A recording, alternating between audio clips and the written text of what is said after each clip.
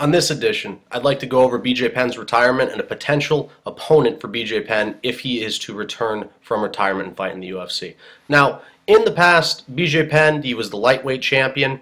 He lost his title to Frankie Edgar in a very close decision. Then he got his rematch with Frankie Edgar, and he got dominated in that fight. Then, after the fight, he obviously moves up to welterweight. He defeats Matt Hughes in impressive fashion, first-round knockout. Then he fights John Fitch, and the fight is ruled a draw.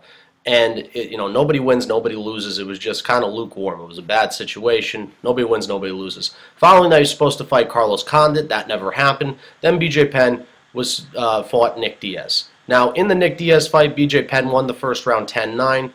Very close round, but BJ Penn came out on top. Then, in the next two rounds, BJ Penn was issued a beating by Nick Diaz. It was a dominant fashion by Nick Diaz. He outboxed BJ Penn, and BJ Penn stood right in the pocket, took a beating, messed up his eye, and got hit to the body. It was a one-sided beating for the next two rounds. And following the fight, BJ Penn announced his retirement, saying he doesn't want his kids to see him like that. Now, for someone to say that BJ Penn is not a good fighter anymore is absolutely crazy. Is BJ Penn in the prime of his game? No, he's not, but he is still an exceptional fighter, a very good fighter in the UFC, a former champion, and he should most definitely still be fighting in the UFC. Now, I think the best way to make sense of this situation is to backtrack.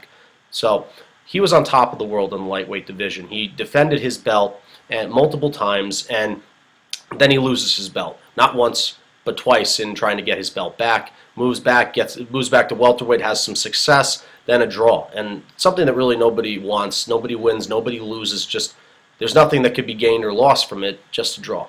So then following that, he fights Nick Diaz. And what happened in the Nick Diaz fight? He was beaten up in the Nick Diaz fight. And to his defense is that he stood in the pocket and he fought with courage and just unbelievable toughness, and he did give Nick Diaz strikes back. He did mess up Nick Diaz's eye, but he lost that fight by decision.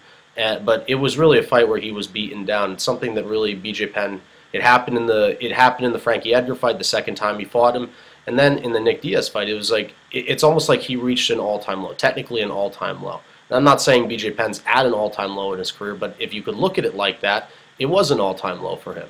And then he announced his retirement. So I think that's the best way to make sense of that situation, is that BJ Penn had a rough couple of fights. He had a tough couple of years.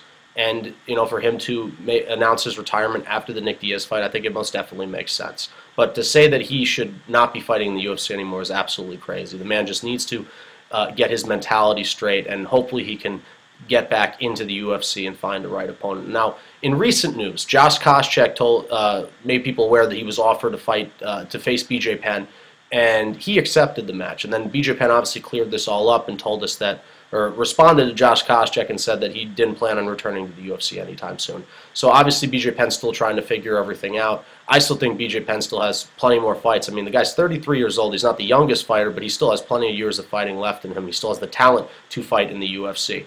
And I think by the time BJ Penn figures everything out and gets back into the UFC, I think the best opponent for him to face at lightweight, I think that makes more sense for him to be fighting at lightweight.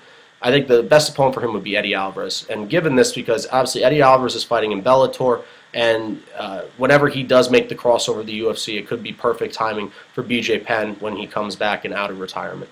And what I was saying before is that BJ Penn should be fighting at lightweight. He shouldn't be fighting at welterweight. He's an undersized welterweight, and he's a big lightweight. His better fighting days have been at lightweight. It's just much more natural weight for him. He has a lot of power in the division, and he can make the weight. So that makes more sense. And obviously, in regards to him fighting Eddie Alvarez, this is a good fight that makes sense for both fighters. One, it makes sense for Eddie Alvarez. Eddie Alvarez is coming off a win off of Aoki, but the fight before that, he lost to Michael Chandler. He lost his title to Michael Chandler.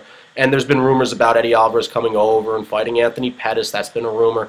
But I think by the time this all happens, Eddie Alvarez gets over, I think a fight that would make the most sense would be BJ Penn, because Eddie Alvarez has to prove himself in the UFC, and there'd be no better fighter to prove it against than BJ Penn at lightweight. The former champion, one of the best lightweights of all time, BJ Penn. And obviously this would be a good fight for BJ Penn to come back and fight in, because obviously BJ Penn's coming out of retirement, and he shouldn't be fighting a guy of lower competition. He should definitely be up in the mix. And this is the thing, is that the lightweight division is one of the most talent-stacked divisions in all of MMA. It is so deep. There's so many good fighters in there, but BJ Penn most definitely stacks up at the top of the list in that division. It doesn't even matter that BJ Penn's coming off of a loss and will be returning to the UFC, but this fight makes the most sense.